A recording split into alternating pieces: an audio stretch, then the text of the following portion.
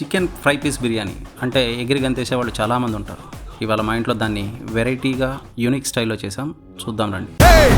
ముందుగా ఒక కళాయిలోకి 2 కప్పుల ఆయిల్, 1 కప్పు నీరు తీసుకొని వాటిని ఈ విధంగా ఫ్రై చేసుకోవాలి. ఎంతసేపు ఫ్రై చేసుకోవాలి అంటే నీళ్ళన్నీ ఎగిరిపోయి ఓన్లీ ఆయిల్ మిగిలే వరకు.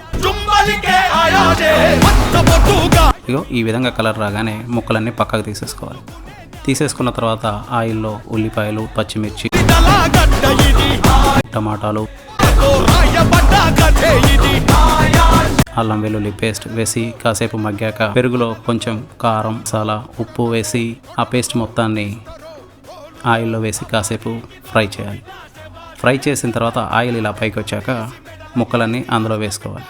ఈలోపు కళాయిలో వాటర్ తీసుకొని బిర్యానీ మసాలాలు వేసుకొని బిర్యానీకి చేసుకున్నట్టుగానే రైస్ని 70% ఉడికించుకున్నాక ఆ రైస్ని తీసి లేయర్స్గా ఈ చికెన్ మీద తీసుకోవాలి. తీసుకొని ఒక 20 మినిట్స్ గనక స్టవ్ మీద మీడియం ఫ్లేమ్లో దమ్ చేసుకున్నట్లయితే సూపర్ అంటే super tasty chicken fry piece biryani ready అవుతుంది.